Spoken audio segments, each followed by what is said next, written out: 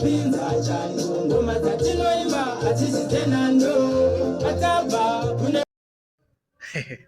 my name is Party Twice, Mr. Beast Zimbabwe.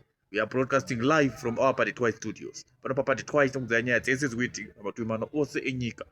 Amatwimana ose ema Facebook, ma Twitter, ma chichi zvese. Inge tu undere panapa nosiri kuitika re. Adasa boys apa kaipa. Dani tawa boys ndingamsukana.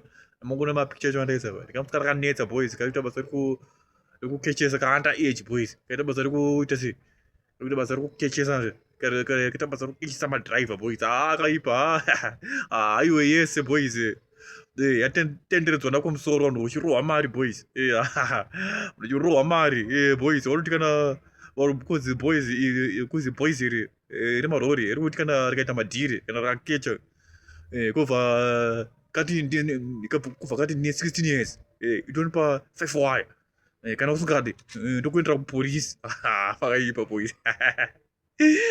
Zvenyu zvakuda zvakachipa izvi muchazvirega boys, muchazvirega zvedu zvenyu zvakuda zvakachipa. Zvakachipa boys, ngatisiyanei nazvo.